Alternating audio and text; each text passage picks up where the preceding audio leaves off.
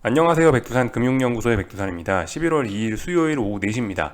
미국 증시 하락에도 불구하고 일단 세계 증시는 비교적 괜찮은 모습 보이고 있습니다. FOMC 회의가 오늘 밤이죠. 그러니까 회의 앞두고 시장이 미국이 하락했다고 급락할 수 없는 거고, 미국이 상승했다고 막 급등할 수 없는 거고, 다 같이 일종의 좀 눈치 보는 그런 과정이라고 보시면 될 것 같아요. 미국 증시가 어제까지 하락하면서 2거래 연속 하락하면서 일단 멈춰 있는 거고, 그래서 오늘 이렇게 아시아 증시가 어떻게 움직였지만 결과적으로 얘도 가던 길 멈추고 지금 이제 FOMC 어떻게 될까 구경하고 있는 그런 단계라고 일단 딱 보시는 게 맞을 것 같습니다. 유럽 증시 같은 경우는 일단 상승 출발 예정이긴 한데 그렇게 의미가 있는 상승인 것 같지는 않고요. 아직까지는요. 그래서 일단 지켜봐야 되겠죠. 하여튼 오늘 밤에 FOMC 회의가 있습니다. 옛날 이야기들 좀 잠깐 좀 복습을 하자면은 결과적으로 긴축 우려 이런 것 때문에 시장이 쭉 빠지고 있는 거죠. 그 와중에 영국 감세안 관련돼 갖고 영국발 금융위기 우려 있었고 CS은행과 도이치방크의 어떤 재정 건전성 우려 때문에 금융위기 날 수 있었던 거 이런 것들이 있었는데 이런 이슈들도 일단 해결이 됐습니다. 이런 이슈들 해결하는 사이에 증시는 2달 동안 좀 많이 빠져 있는 상황이고 지금 현재 반등을 하고 있는 그런 모습이죠. 이제 좀 탄력적으로 반등이 올라올 거냐, 아니면 이제 그 급등을 할 거냐, 이제 이런 걸 이제 코앞에 두고 있는데, FOMC 회의가 딱 지금 이제 오늘 밤에 열리게 생겼습니다. 지난주 같은 경우는 이제 통화정책적인 측면에서 무슨 일이 있었냐, 캐나다, 호주, 그리고 유로존이 그 금리 결정들을 했는데, 다들 좀 주춤하는 모습을 보였어요. 긴축 속도를 좀 조절하는 듯한 인상을 보였습니다. 참, 그 전에 이 시장이 반등하게 된 어떤 주된 원인 중에 하나는 이 닉 티미라우스인가 하는 월스트리트 저널에 있는 그 좀 유명한 그 기자가 있는데 그 사람이 긴축 속도 조절론을 이야기하면서 시장이 좀 반등을 하기 시작한 거죠. 지금까지 시장이 반등을 하고 있는데 이 반등의 주된 원인은 요거다. 긴축 속도 조절론. 이것 때문에 긴축 우려가 좀 다소 좀 누그러들고 있다. 이런 상황으로 보시면 되겠죠. 이게 지금 시장을 지배하고 있는 거고 이 와중에 어떤 기업들 실적 발표 이런 것들도 있었는데 솔직히 기업 실적이 그다지 증시 반등에 도움을 주지는 일단 못한 것 같습니다. 애플 실적이 좋았던 거 하나는 기억나는데 안 좋았던 친구들도 좀 제법 있으니까 좀 하여튼 그랬던 것 같아요. 전반적인 이야기 해봤고 하여튼 그래서 캐나다 경기가 침체될까봐 싶어가지고 금리를 좀 올리는 속도를 늦춘다라는 표현을 직접 했고요. 호주 같은 경우는 25bp 인상을 하면서 좀 오래간만에 오래간만에 굉장히 좀 느긋한 속도 그런 걸 좀 본 거죠. 오래간만에 25bp 인상 본 거죠. 글로벌적인 측면에서요. 유로존 같은 경우는 이런 표현을 썼습니다. 그죠? 거의 다 왔다. 금리 인상 많은 진전을 이뤘다라는 표현을 썼습니다. 그러니까 사실 속도 조절론이라고 보기까지는 어렵지만 그래도 유로존의 이런 이야기 같은 경우는 어느 정도 좀 긴축이 좀 많이 진행됐다. 이제 조만간 끝을 볼 수도 있다. 이런 인상을 주기 충분했습니다. 그러니까 어쨌든 전 세계 각국도 전반적으로 이 긴축 우려 완화, 긴축 속도 조절론 이런 거에 한몫을 했죠. 이제 그런 상황에서 이런 걸 밑바탕에 깔고 이제 오늘 밤에 이제 파월 의장님이 FOMC 회의를 여는 겁니다. 이제 파월 의장님이 이제 여기서 이제 뭐라 할지 이런 것들을 우리가 좀 지켜봐야 될 건데 지금까지 실제로 이제 시장이 긴축 속도 조절론 때문에 올랐는데 이제 오늘 밤에 확인해 봐야 될 게 뭐냐 실제적으로 그래서 긴축 속도가 줄어들 것인지 여부를 확인해야 되겠죠. 지금까지는 이 의견이었잖아요. 지금까지는 그 월스트리트 저널에 있는 그 기자의 의견이었잖아요. 긴축 속도 조절론 의견이었는데 그게 이제 실제로 진행이 될 건지 그런 부분 확인해야 될 겁니다. 12월 달에 52p가 올라가는지 이런 여부들 물론 이 11월 달에 아예 12월 달에 얼마 올릴지를 이런 이야기하는 건 명확하게 안 나올 수도 있습니다만 하여튼 파월 의장 입에서 긴축 속도가 좀 줄어들 수 있다라는 그런 이야기가 나오는지 일단 그죠? 긴축 속도 조절론의 실체를 확인하는 그거를 일단 오늘 밤에 가장 좀 중요하게 보셔야 되겠고요. 여기서 만약에 이제 긴축 속도 조절론이 뻥이다. 나 긴축 속도 조절 안 한다. 계속 갈 거다라고 한다면 이제 시장은 충격을 받고 급락할 수 있겠죠. 당연한 거죠, 그죠? 긴축 속도 조절론으로 인해서 시장이 반등을 하기 시작한 거니까 이 재료를 깨버리면 시장은 다시 하락을 할 수 있겠죠. 이렇게 생각해 볼 수 있을 거고 만약에 긴축 속도 조절론 그 예정대로 한다. 긴축 속도를 좀 조절할 생각이 있다라고 한다면은 여기서부터 이제 우리가 좀 이제 머리를 좀 쓰면서 파월 의장 인터뷰 내용을 좀 주의 깊게 들어볼 필요가 있을 겁니다. 뭐 긴축 속도를 조절한다면은 구체적으로 얼마나 속도를 줄일 거냐, 뭐 이런 부분들 좀 들어봐야 되겠죠. 또 그리고 긴축 속도를 조절한다는 게 뭐예요? 왜 속도를 조절하려고 할까? 그런 부분도 좀 들어봐야 될 텐데, 여러분들도 아시다시피 캐나다에서 그런 이야기 했죠. 캐나다에서 경기 침체가 올까봐 무서워갖고 금리 인상 속도를 줄인다라고 표현을 썼단 말이죠. 미국도 이제 그런 이야기를 할지 신경을 써봐야 되고요. 만약에 이제 미국에서 이제 경기 침체 우려 때문에 금리 인상 속도를 조절한다라고 대놓고 이렇게 이야기하면은 시장은 또 분위기가 좀 안 좋을 수 있을 겁니다. 왜냐? 연준이 경기에 대한 자신감을 잃어서 금리를 못 올린대 라는 인상 줄 수 있기 때문이죠. 그죠? 그렇기 때문에 이런 이야기 대놓고 하면은 시장이 좀 안 좋을 수 있다라는 생각 하셔야 됩니다. 그래서 어쨌든 근데 이런 느낌의 이야기를 하긴 할 건데, 이거를 시장이 충격받지 않게 어떻게 잘 좀 그 부드럽게 해주는 게 파월의장의 역할이 되겠죠. 아무튼 뭐 요 정도 생각을 좀 해보셔야 될 것 같고, 그리고 이제 오늘 같은 경우 이제 미국의 민주당 의원들이 연준에 금리 인상 우려 서한을 보냈다라고 합니다. 이런 거 관련해서 파월 의장이 또 생각할 게 좀 많이 있겠죠. 이 연준은 정치 중립적인 기관이잖아요. 그러니까 민주당에 굴하지 않는, 야, 나는 민주당 니네가 보낸 서한 때문에 쫄아서 금리 금리 인상 속도 조절을 한 게 아니야. 요런 인상을 좀 줄 필요가 있습니다. 정치 중립적인 그런 모습도 보여줄 필요가 있다. 하여튼 그죠. 그래서 파월 의장이 풀어나가야 될 문제들이 지금 굉장히 많이 있고, 이 와중에 이제 이야기 좀 잘못하면은 시장이 또 주춤이 아니고 뭐 또 급락도 충분히 할 수 있긴 하겠죠. 근데 아무튼 이 중요한 건 지금 이제 시장 상황은 그렇습니다. 시장 상황은 지금 일단 말씀드렸다시피 위로 올라가고 있어요. 그래서 일단 시장 상황만 놓고 보면은 파월 의장이 진짜 정말 충격적인 이야기들, 뭐 경제가 안 좋네 이런 소리나, 아니면 뭐 긴축 속도 조절 안 한다, 계속 금리 올린다라고 너무 대놓고 세게 이야기만 하지 않으면 웬만하면 이제 시장은 계속 좀 가던 길을 갈 것 같고, 오히려 뭐 불확실성이 해소됐네 이러면서 오히려 더 급등도 할 수 있을 거라는 생각이 듭니다. 하여튼 FOMC 회의가 있다고 해서 꼭 뭐 시장이 바로 뭐 이제 방향을 꺾고 아래쪽으로 가라 이런 법은 없어요. 가능성은 하여튼 위아래 다 열어놓으시고요. 냉정하게 보셔야 됩니다. 위쪽에 저항이 있는데 이 저항을 돌파 한 장 하면 위로 가는 거고, 못 넘으면 아래로 가는 거예요. 지금 딱 미국 증시 그런 중요한 자리에 와 있습니다. 그죠? S&P 3900이란 자리, 나스닥 11650이란 자리, 그 자리가 중요한 자리죠. 이 자리를 이제 넘으면은 레벨업 될 수 있고 급등도 할 수 있는 건데, 오늘 밤에도 이제 못 넘고 그러면은 이제 분위기 또 살벌해지는 거고요. 그렇게 보시면 될 것 같습니다. 전반적인 이야기 좀 드려봤고, 하여튼 그래요. 가장 중요한 거 잊으시면 안 되는 게, 근데 연준이라는 그 기관의 본질이 그거잖아요. 그죠? 미국 중앙은행의 본질이 뭐 하는 데냐? 미국 중앙은행은 결과적으로 화폐가치 지키는 데라고요. 그죠? 인플레와의 싸움을 가장 중요하게 여기는 곳입니다. 근데 가만히 생각해 보시면 지금 우리가 수많은 물가지표를 지금까지 봐왔지만, 미국 물가지표들 중에 뭐 하나라도 제대로 좀 사그라드는, 인플레가 좀 꺼져가는 그런 지표가 나온 적이 있냐고요? 없습니다. 아직까지는요. 그렇기 때문에 이 파월 의장 입장에서는 이 긴축을 쉽게 포기하지는 않을 겁니다. 그런 점들은 이제 본질적인 부분인데, 그런 것들은 좀 생각을 해보셔야 되겠어요.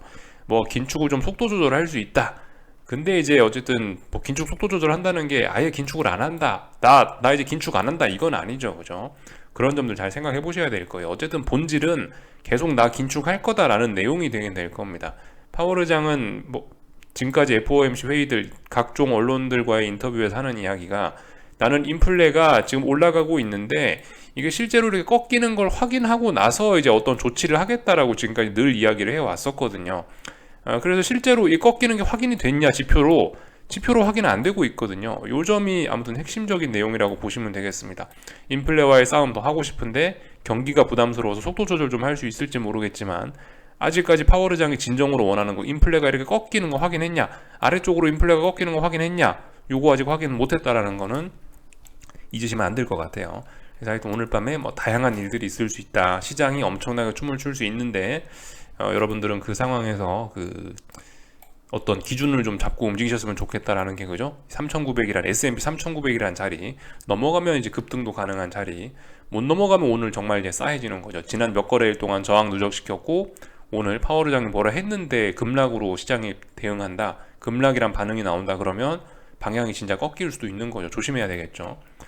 예, 나스닥 같은 경우도 그렇습니다. 말씀드렸다시피 11,650이라는 자리를 빨리 넘어가야 돼요. 지금 한 달째 못 넘어가고 있기 때문에 이 자리를 잘 보셔야 됩니다. 넘어가면 탄력적으로 올라갈 수 있는데 못 넘어가면은 이제 정말 분위기 더러워진다. 그럼 11,250이 위협받고 레벨 다운 될 수 있다.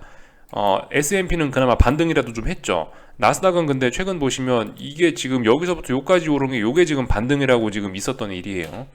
반등폭이 너무 작습니다. 이거 정말 심각한 문제일 수 있어요. 빨리빨리 살아나지 못하면요. 그래서 일단 뭐 이 정도까지 미국 증시는 뭐 이 정도 이야기하면 될 것 같습니다. 뭐 나머지는 뭐 뻔하겠죠, 그죠? 뭐 미국 증시가 예를 들어서 뭐 오늘 밤에 상승한다라고 한다면은 무슨 일이 일어나겠습니까? 달러와 금리는 아무래도 좀 떨어지겠고요, 그죠? 금리가 대폭락한다, 아니 참 저기 저 시장이 아래쪽으로 간다, 분위기 안 좋다, 그럼 달러하고 금리는 또 올라가는 겁니다. 요렇게 생각하시면 될 것 같아요. 전반적인 이야기들 좀 드려봤습니다. FOMC 회의 앞두고 있어서 이런 이야기들 좀 드려봤고, 참고로 이제 FOMC 회의가 끝나고 나면은 이번 주 금요일 날인가 밤에 미국 고용지표 발표되는 거, 이제 거기로 이제 포커스를 맞추시면 될 겁니다. 그래서 여기까지 좀 점검을 해봤고요. 오늘 아침쯤인가 오늘 오후쯤인가 이런 뉴스가 좀 나오긴 했어요. 이란이 사우디를 공격할 수 있다라는 이런 뉴스가 좀 나오긴 하고 있는데, 이 솔직히 아직까지는 알 수 없죠. 아직까지 뭐 실제로 공격을 한 것도 아니고 공격 임박했다라는 첩보가 있다고 해요. 근데 이제 만약에 이제 실제로 이제 이란이 사우디까지 공격을 하게 된다면 이게 정말 세계 정세가 복잡하게 흘러가겠죠, 그죠? 안 그래도 요즘에 국제유가가 좀 굉장히 강하긴 했거든요.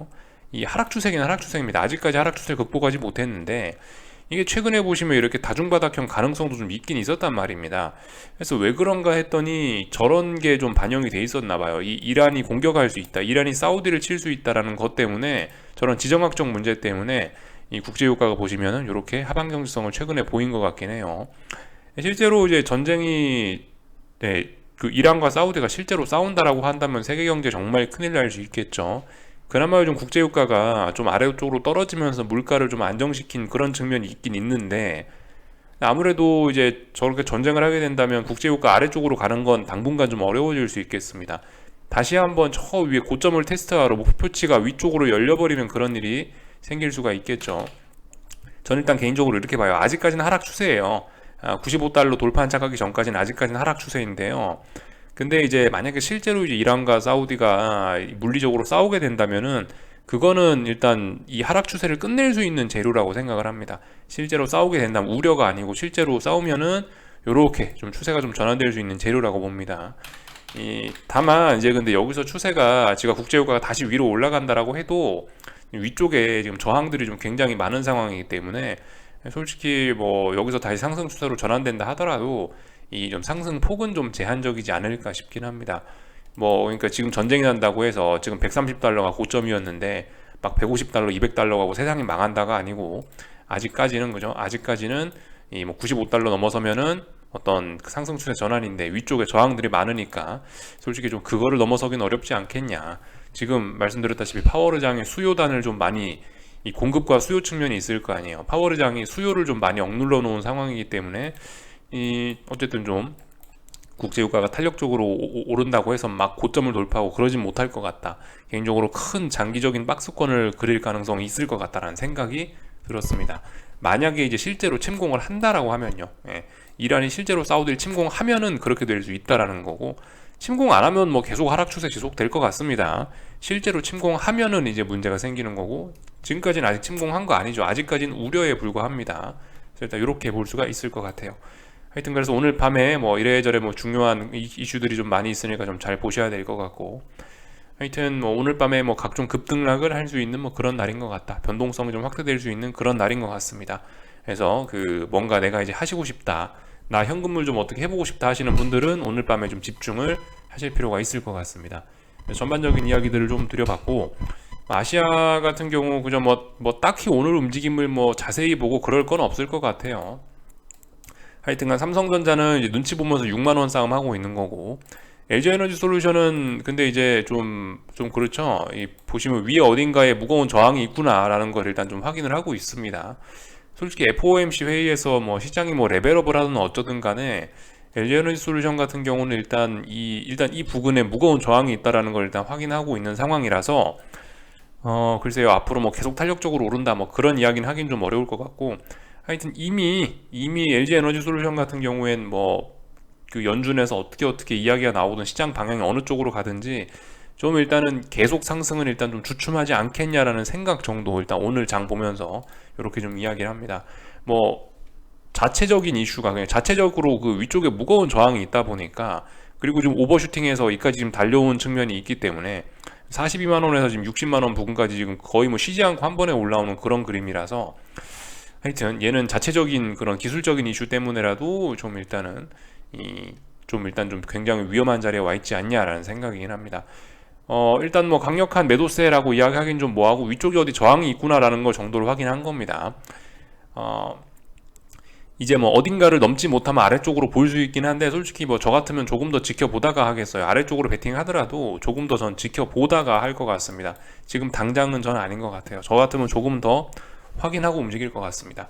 하여튼 어딘가 저항이 있음을 확인했다, 요 정도 보시면 될 것 같고, 하여튼 한국 증시는 뭐 강하다, 이렇게 보시면 될 것 같습니다. 그래서 현재 모습으로만 보면은 얼마든지 일단 급등도 할 수 있는, 오버슈팅도 충분히 가능한 그런 모습이에요.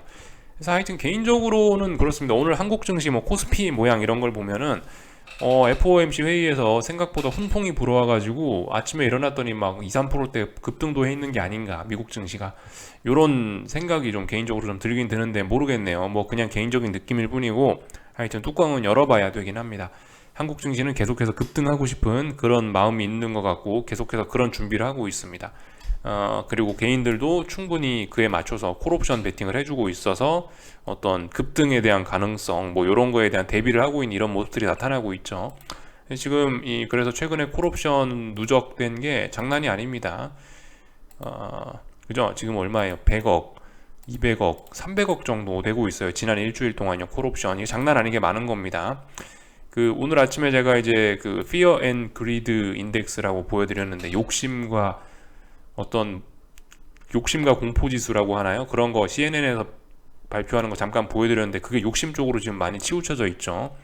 그런 결과가 이제 한국 증시에서 이렇게 콜옵션 베팅 과잉으로 좀 나타나는 거예요.